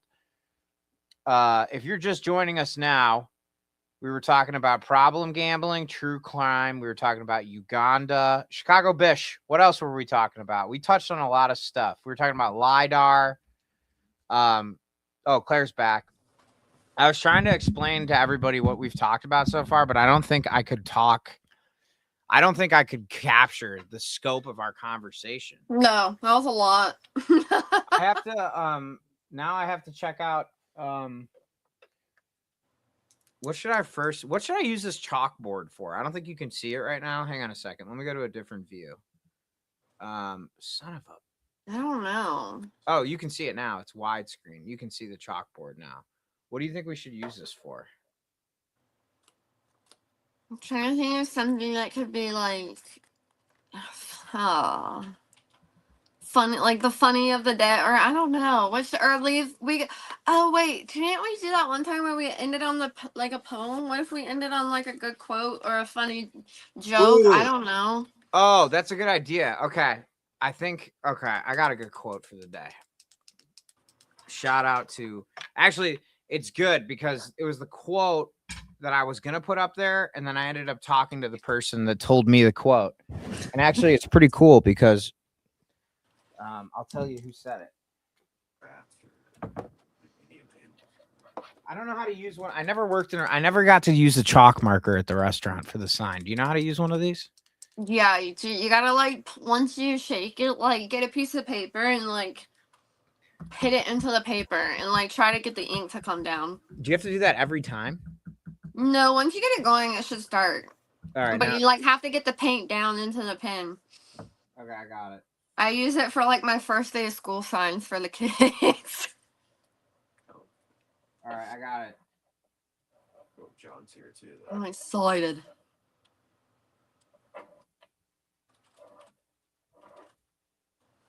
My eyes, my allergies are rocking me. Do y'all have allergies up there?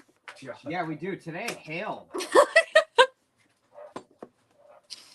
Probably the dumbest question. I know you do, but No, I mean it's a legit question because there's some climates where you don't have it. true. hang on. Lucky them. I have. All right, I'm gonna make that bigger in a second because it's kind of small and it's kind of. You have to get used to it. It's hard to write with them. Yeah, that's why I got a dry erase board too. But the dry erase board, the problem is that. Well, anyways, I got a lot of problems with dry erase boards. Don't get me started. It is near perfect though. I kind of want to get a chalkboard, but I don't like how it makes my hands dry. Same. The texture kills me. It's like cardboard. I hate cardboard. I have like a sensory issue with that one for sure. No, me too. I hate the feeling of cardboard on my skin. It is disgusting. Who invented cardboard? Why? Can you tell me why that is? You're a forensic analyst. I don't know. That's a good question. Who invented cardboard, to be quite honest? I think they did it because didn't they start like paper mache, like melting paper? Like, I don't know. Well, can you describe what cardboard feels like for you? Because I want to know that I'm Like valid. sandpaper with like, it makes my skin like. I think it's just like a cheaper crate. I don't know, like it makes me feel like get the chills down my back kind of feel. Mm-hmm. Like I want to crawl out of my skin. You know who they used a grid search for? Here we go. Who? Well, not for the victims of Ted Bundy. It was very effective. Oh, that's right. Yes, they did. That was a really good search too. Yeah. And they were able to use it. It was important because, can you hear me? Yeah. It was important because they were able to identify the victim's remains in the context of the animal. That's right. That's movement. right. Because animals had moved it so much. The crazy thing about serial killers is that they're obviously monsters, but they're also very like animal. Oh, a lot of them are very well liked people in society. Can you tell me why that is? Their sociopathic kind of covert narcissism plays into that with like they can charm people a lot. They tend, and then it's also like I think they like crave that double life of like they have that normalcy, but like they also have to please their satisfaction of a sick mind. But I really think it's the covert narcissism of them being able to charm people into the trap of that. And then once they get them, especially with Ted Bundy, he was very much that way. And it's just crazy. Like honestly, anyone who lives a double life to me is wild because I can't even keep up with one.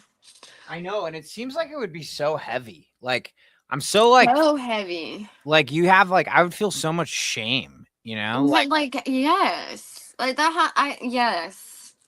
Agreed. It's a lot, like it's a lot. Like I don't understand. I think that's what also made me so into forensics is wanting to understand their brains. Who do you think And the most and I know that it's like I don't want to say this is interesting, but what was kind of the case that used forensic pathology to get justice for victims that inspired you and said this is the practice of forensic pathology done right and the reason why I want to get into this profession? oh my god. Is that a good question? Did I phrase it correctly? So that no, that's such a good question. I get asked a lot No, of you questions about froze. these. Okay, you're Am I back. frozen? Okay. So for me, one of the biggest cases that really sucked me in as a young kid almost was Zodiac. And that's still not really that's never been solved. Although I have a firm belief with forensics that it is pretty much solved. They just don't want to deal with it. Forensic leading wise, I actually have a list of my cases that I've like so I like the one there's a cold case that happened in well, I think one of the most relevant ones obviously is the Golden State Killer. I mean, that forensics was literally the reason why that got solved. And I think that is super cool. I also think that the case where whew, excuse me. These are seriously I mean, and obviously Ted Bundy was probably one of the biggest, but I think the one that really got me was the BTK killer. Tell us about how the BTK killer was caught. How he was caught Yeah. being an idiot. Yes, that is the greatest I mean, and that's the thing. They're always gonna mess up. So what happened with him is that he got cocky, and then kind of started leaking. What was it? The letters, I think, in the early 2000s. Yeah, it was There was a newspaper that featured him. the Wichita Eagle. Yes. Yes. And he didn't he wanted it. He was cocky. They get caught because a lot of them are cocky. The way it happened, you're right. So basically he was dormant for like 20, 30 years. Yeah. And he was like a park ranger cop. He was like a wildlife warden. Yeah. In Wichita. He was a total piece of shit. He would like go to women's houses and be like, your dog is out of control. And they'd be like, get away from me, you creep. Like, why do you want to come in my house to talk about my dog? Because he wasn't killing, but It he was killing. crazy. And then he like sent the metadata, wasn't it? Yeah, that was the thing. Yeah. He started writing the newspaper, and he said, like, the newspaper was like, yeah, why don't you send us your note on a floppy disk? And he's like, you can't, but you have to promise me that you won't trace me, because that's not fair. And they're like, yeah, we promise you. Like, the FBI like promised him that, because he thought so highly of himself and this Mhm. and he thought it was just a game. Like, but he didn't like understand that, like, no, like, you're hurting innocent people, like friends, family, sons, daughter. Like, the Otero crime scene is one of the most Yes. horrific crimes committed against. I think that crime scene is the thing. That's probably the crime scene that like stuck with me forever. It's horrible. It's one of the most, and there was and the thing That's that awful. the thing that really messes me up about that is, like, because when I watch true crime documentaries, I can't watch the ones where they're just talking about I get really upset when they just talk about, like, the The numbers. killer, not the Yeah. victim. Yeah. Not because, well, because one, it's the wrong thing to do, but it's like, I always think about what it would be like to be like that person's husband or son Same. or whatever. Like, I always like put myself in the shoes of the people who are still Same. alive. And Currently, Ye- like the Lindsay Clancy case, like that. I've been trying to put my shoes in like Patrick's shoe. Like, so the fact that there was an Otero survivor that wasn't yes. home and was like the oldest brother. Like, Yeah. talk about survivor guilt. Like, your two younger siblings and your parents are. It's the worst. so hard. I think that's what wrecked me too. So the BTK basically said, yeah, you promised me not to look. This is what he did. He killed like 9 people, I think, in like 20 years, and nobody could find him. And he started writing letters again in the 2000s. And he's like, hey, if I send you a thing on a floppy disk, can you promise me not to trace me with it? And they said, yeah, we promise. And then they traced it like to his church, didn't they? Yeah. They just looked at the like, and it wasn't even the metadata. Like, okay, like, Claire, it wasn't even metadata. They It just was saw the photos of his church. No, they went to, like, you can go to a floppy disk and click like you know how you like click info on a file? Yeah. You're like, oh, it's a PDF from this date, this time. Stop. They He just left click it info all on off. the floppy disk, and they're like, it's the First Lutheran Church of Wichita.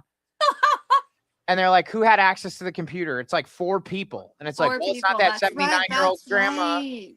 It's not that guy because he wasn't alive in 1975. It must be this guy, Dennis Rader. And then they just literally reverse engineered their entire investigation. But it was forensic pathology because they figured out that Yes. the guy would be stupid enough to do this. It's crazy to me that that he was able to send like that. That one was crazy to me. And then there was another one. This one was super, super old, but the killings, they got solved recently, and this was probably one of the cases that really like wrecked my world. Was the 1956 murder and essay of Lloyd Bogle and Patricia Kalitsky. It was in 1956, 3 boys discovered the body of 18-year-old Lloyd Dwayne Bogle near his car. Victims he was unalived. The following day, a county road worker uncovered another 16-year-old body. Same thing. And then the killings went unsolved until literally 2021. And they slowly were able to get him because of that forensic genealogy. And they tracked him back to a second cousin who then tracked him back to the first cousin and then matched him to the person. And I don't think people realize that when you take those DNA tests to figure out your ancestry, in those fine lines, it says that they can turn over those papers to invest in like FBI and stuff like that. So because it's guess crazy. what? If a company is offering you a service that's crazy expensive and they're making it affordable, that means that they're getting cheap loans as a startup, which I actually think it's good that they're using DNA evidence to track down killers. The problem is that they have that information now. Like, yep, that's my problem with it. I have a hard time with that one. Oh, me too. I think it's horrible. I think, and I also don't know about how that stacks. Like obviously I want that like those pieces of shit to be caught, but like that's kind Right. of, is that unfair? Is that Fourth Amendment? Like has that been to the Supreme Court yet? Because like, but I mean, I'm sure.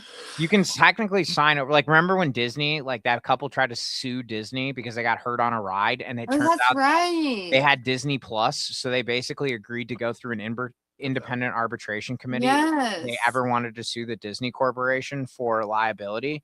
This is what I mean by it's a casino. It's rigged. Like It is rigged. people are like, oh, it's $200 for 23andMe. And no offense to anybody who's done 23andMe. I'm just Greek. So like I just won't do it. my parents are 23andMe. I can just ask them. They're like, Same. like they know all the shit, dude. Like, yeah, I'm sure it's the same with you too. It's like if you come from a family of people that are immigrants, like you don't need 23andMe. You Like, don't. You know all of your family. I literally go to holidays and they're like, "Oh, here's your other second, third cut." I'm like, "Okay." yeah, I'm like, whoa. I've been to weddings before for my Greek family where I'd never met the groom and the bride, and I That's didn't know nice. which one was my cousin. They come to the receiving line and they're like, "Hey, I guess we're third cousins," and I'm like, "Hey, why did you invite me?" And like, so I never did 23andMe, but it was the same. I knew it was the same thing as Netflix. I was like, they're gonna lose money, and then they're gonna Mhm. sell the company, and the only thing that they're You're gonna gonna have, sell it to data. they're all the only thing they have is data. Like that's the only thing that they have at the end of the day. Literally. You got to think about companies like they're already bankrupt, and then you figure out like if you think, man, that's too good to be true, then you think, huh, Yep. if it's too good to be true, maybe it's not a good idea. How are they going to make money down the line? And then it's like, huh, what do they have of me that they can sell to somebody else? It's just like debt, you It's know? just crazy. I was just reading about the 23andMe bidding war thing. That's crazy. Yeah, it's like debt. Like you get debt. Like when you go And bankrupt, then they sell your debt. they sell your debt. That's It's why so messed up. here's a fun tip for all of our watchers out there. If you ever get a phone call from a collection agency, remember, let's say you owe $100, okay? And let's say you owe $100 and somebody says, "Hi, I'm calling to discuss Stephen Tappas's debt with Claire Elena. She lent him $100 10 years ago." And if she's not saying, if Claire didn't pick up the phone, or it's not like Claire's employee, like, "Hey, I work for Claire, we need to pay you back." If a collection agency is calling on behalf of Claire, that means that they went to Claire and they said, "Hey, you're never going to get paid back from Steve, so I'm going to buy $100 worth of debt for $20. So if you call them and they offer to let you pay it back for $100, you should say, "I would like to settle." You can say this to a debt collector and then offer them 10 cents on the dollar, Right. 15 cents on the dollar, 20 cents on the dollar. And That's then why I if you, tell people when you have to pay a hospital bill, they can't sell it to collections, even if you're paying $5 a month. yep, that's exactly. I met a guy who was a multimillionaire. I don't even want to say his name or what he did, but he was HIV positive. A great guy, super successful, managed his diagnosis like beautifully, like long-term partnership with another Mhm. man. And but I talked to him and I'm like, what do you like what are you talking to me for? Because like you don't need health insurance. Like he's like, "Oh no, I never," he's like, "I never have health insurance." I'm like, "What are you talking about?" He's like, "I just go to the hospital and I don't pay my bills." And I'm like, "What do you mean you don't pay your bills?" He's like, "Dude, what do you think?" I'm like, You should also always ask for an itemized bill because it'll Yep. knock down your bill Yeah. crazy. yeah, because if you see it, that's the other thing. If you look at an itemized bill at a hospital, there's like $25 for a bottle of aspirin. It's actually more. It's like stupid. $50. It's like they charge you Yes. $25 for a single aspirin. So you can listen, if there's anything that's a bill, anything, I don't care who you're talking to. If you're talking to Apple, if you're talking to Amazon, if you're talking to a hospital, argue every item that you have the energy to Literally. argue. And they usually give up faster because they just don't want to. They don't care. There's too many people. If everybody Yep. argued about their bills, we would get much better deals on stuff. But We would. but not everybody does. So what you have to do is you have to go in there, and this is easy for me to say because I'm a white guy, so there's a lot of privilege in that. Just being like True. like it's different for different folks. So I understand I'm speaking from a position of privilege. And that said, I think it's important for everyone to exercise their right. Mhm. They got to And fight I for will their, happily come in with you as a patient's advocate and as a white woman. yeah, and I'll if you want me to call somebody for you, I Seriously. I can Same. just be like, "Hey, I'm calling to I'm just saying I'm calling on behalf of." And usually if you say on behalf of, They they're not believe going to you. they're not going to ask a follow-up question that I have to lie about that would be illegal. I'm like they're going to be like, "Are you a lawyer?" And then I'd be like, "Nope." And they're going to be like, "You're calling on behalf of him?" I'll be like, "Yeah, it's my friend." Now, Yeah. listen, bozo buckets at United Airlines. I see here that my friend went to a funeral It's true. and you overcharged them because they were using a browser that that shared their text history with their family, which means that Yeah. your Oh dynamic my God, pricing yes. exploited their family tragedy. They do that hard. If you're ever going to book a flight, this is like Stephen Clare's little hacks. We have to have little life hack sessions. Wait, we should. I have so many. Can I just say we also have to have a moment where everything I want to do this because I got to tell you, Meg is like my best bud. Like she's love Meg. I'm so grateful for Meg, and I just want to have a little look at this. I have my Patrick Stewart candle that my cousin Monica gave me. I don't even because this is what I light for auditions. Yeah. I also put this thing in here. A modest man never talks to himself. And I've decided that I'm gonna make this Meg moment. This is my Meg moment candle. That's so sweet, Meg. We're lighting a candle for you. Because Meg, you told me earlier today to just chill, and then you'll find it. Just be yourself. And now me and Claire are talking about our life hacks. We've done a show and tell segment. We've talked about Uganda. We haven't even talked about Our politics. last phone call was like an hour and a half, and we talked about like everything under the sun. Meg, this is yep, that's a I Meg. will tell you what, Meg is one of the most good friends to have because she will come to me and be like, "You need to turn your phone off and take a break and like watch Yes. a movie tonight." And like, I need that because Me too. I won't even know how to turn off. So like, having a friend like Megan is just like a gift because while she may doubt herself, and we all do, she's truly one of the most incredible people who actually looks out for her friends and cares so much about the well being of everyone. And I just really respect that because I would rather a friend come to me and be like, turn your phone off, unplug, versus like, keep working, keep doing it. Yeah, You got no. this. That's what she told me. She's like, dude, the problem is that this completely changed the way I looked at art. Okay.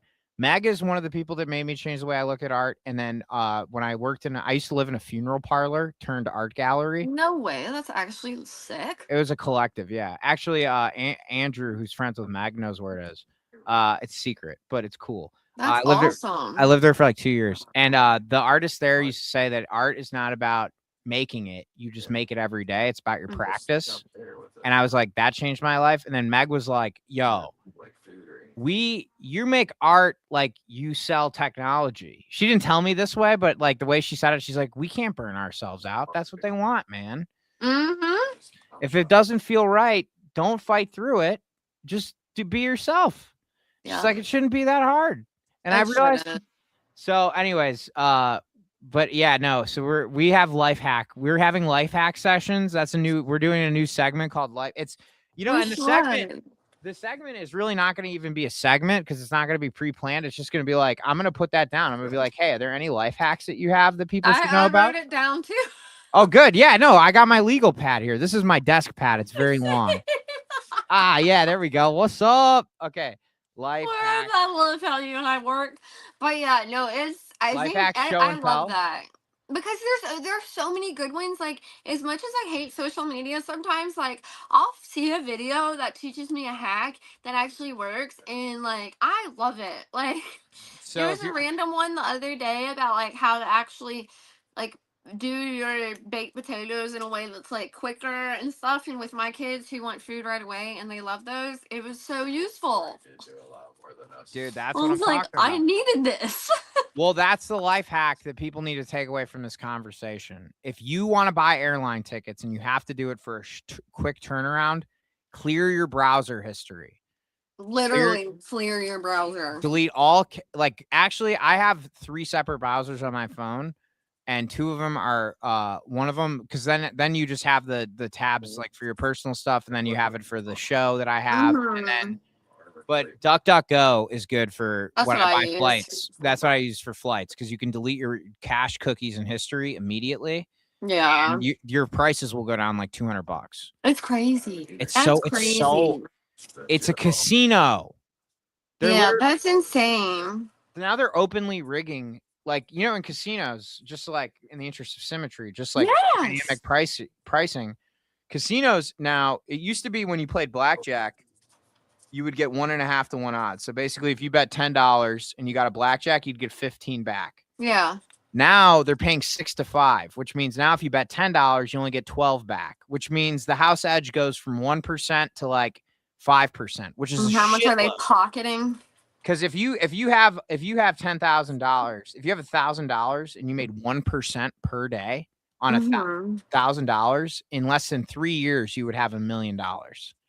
So you go from 1,000 to 1,010, 1,010 to 1,000. That's crazy. 1,021. That's the power of compound interest. So having an extra 4% makes them their odds. And that's exactly what they're doing with dynamic pricing. They're not even hiding the fact that they're rigging it anymore. They're just like, whatever, we need money. Like, It's so frustrating. That's why I also like buying secondhand, because I can't. Like, mass consumption of clothes these days, and the quality is terrible and the prices are high. I'm like, no. the cool thing is that, you know, you can also buy people's debt secondhand, and then you can abolish it. Also true. So you I can forgot actually about that. you can go to, like, I want to do like a telethon once we get a bigger audience. If you haven't liked and shared the stream yet, I know we don't have that many followers yet, but we're getting there. We're getting there. We are. And you can do a I want to do a telethon to abolish medical debt, so we can like buy some medical debt and That would be so sick. yeah, there's this one actor who I really like, who like made like $10 million. It's like he like bought some real estate and then he like sold it, and then he used it to get rid of $100 million. That's awesome. There's so medical. many parents who are in debt solely because their kids have cancer, and like that's such an under-researched and underfunded thing in America. Like, that would just be so cool to like help someone out that way. Like, I think that's just incredible. I don't say F the patriarchy because I'm part of the patriarchy. What I'm saying is embrace the matriarchy. Like, it's not enough for me to just say fuck the patriarchy, but we need to embrace the matriarchy. I fully agree with that. And we need to go from, because, you know, fuck the patriarchy is like saying like fuck Donald Trump. Like, what's your thesis statement? Like, I mean, also fuck them because they suck, but like, we suck. Men suck. So true. Like, we've been, and it's not that we suck. It's not that we inherently suck. It's that we were culturally raised to suck. That society. I fully blame society. Yeah, we were totally raised to suck. I mean, we always kind of historically did suck, but I was talking to this guy who I want my editor to clip this, but because his name is I think his name's Kaniela, and he's an activist in Hawaii, and he's a Hawaiian, like an indigenous Hawaiian, and we were talking about what we were talking about at the beginning about how men are like hardwired to be idiots. Like, we're incentivized by biology in order to like go and kill a mammoth. You have to be very stupid to want to go and hunt a mammoth. So that's what testosterone is. Gets us all jacked up with other men, and then the feeling we get after we kill the mammoth, when we're all jacked up on testosterone, releases dopamine so that we are continue to be stupid enough to kill the mammoth, right? That's why young men go to fight war, right? So what I was talking to this guy, and I think his name is Kaniela. If I've got his name wrong, I'll make sure that I get it right with our editor. But he was saying that the reason that in his community, in his tribe community, he said that the women always historically were responsible for keeping the hunter humble. So in other words, if a hunter came back and said like, look at this boar I got, I'm the shit, all the women in the tribe would taste the boar and they would be like, this meat isn't that good. Exactly. And they would say, I'm telling you, I don't even know why I'm telling you that. I'm not telling you this. I'm telling our audiences because, you know, like, you know. I love that. and they would say, "Oh, you're not that good. The arrow was sharp. She made it. It's great." And he's Hell like, yeah. But that's like symbiosis. That's love right there. It's like keeping the people that you love in So check, true. you know? And it's like because it's like you never really life isn't a game, because if it was, we'd all lose. You know what I mean? Like we all die. Like it sucks, but like scarcity is what makes it worth it. That's And, so like, true. So you got to keep people that you care about safe. And one way to keep men safe is to just keep them humble, because we will go and fuck something up because Yeah. it feels good. That's so true. Including ourselves. That's so true. That's I do why have to kind of hop off soonish, but go for it. You whenever. were such a pleasure to have. Thank you. How long are you staying on? I think I'm probably gonna get off. I'm gonna read this quote and then we're gonna call it. Okay, cool. So the quote I have here is first be best and then be first. Okay, first be best, then be first. Okay, I the like first that. person who said it was Grant Tinker, who is the father of a dear friend of mine. And That's a really good quote. I wouldn't say that I was his mentee, but I was his employee, and I worked with him, and he was a cool guy, is a cool guy, very cool guy. And yeah, first be best, then be first. And Grant Tinker was he was a lot of things. You can Google it though. He's the guy who said it. And I like that. so yeah, first be best, then be first. What do you think it means, Claire? I don't know that there's a right answer, but I've never heard. I know what I think it means, but what do you think it I means? think it means that like first you need to work on yourself and be the best version of yourself that you can, and then you can lead. And be Ooh, first. that's so good, dude. Because I think you can't lead well without knowing you and being the best version of yourself. That's so deep. That's why. Okay, best version of self, then leader, then lead others. Okay, so for me, I always think about it like, be like kind of what we're doing with Party Crashers, right? All of us are.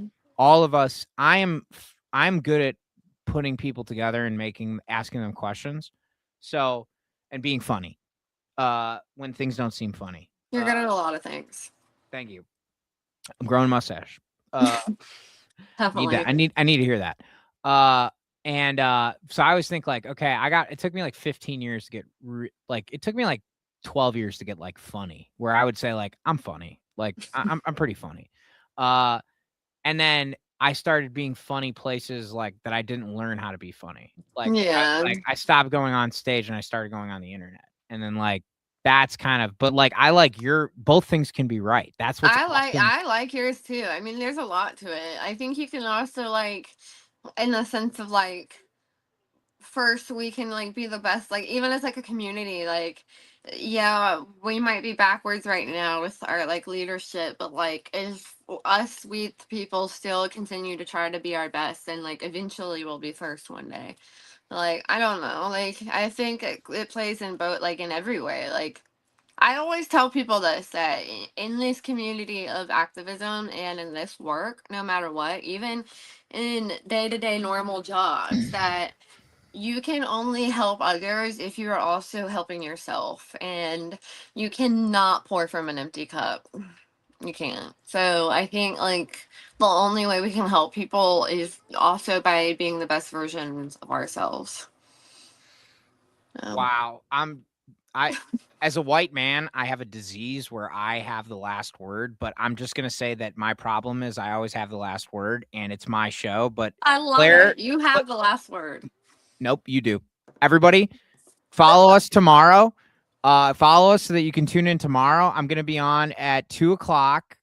Put a little love in it. I love that, Chicago Bish. That's your Maxim. I want a Chicago Bish Maxim for every show that she's here. Chicago Bish is our general of the army. She is one of our first 3 paid subscribers out of 3. $4.99 a month, and you just know that you're getting independent media. If you see a backdrop with like a company name on it one day, then you can unsubscribe. But we're not going for that. This is a community supporting a community. So everybody, first be best, then be first. Follow Claire G, Mama Bear, Claire Elena on the gram. We're I gonna cut love up. you, Steve. We're gonna cut up some clips that feature Claire. We'll be back here tomorrow at 2 p.m. Central Time, 3 Love you p.m. to Eastern, guys. 1 p.m. Mountain, 12 p.m. Pacific, and then I think that's probably going to be 8 p.m. Greenwich Standard Time for our friends in England. Shout out to Khalil. All right, love y'all. I love that.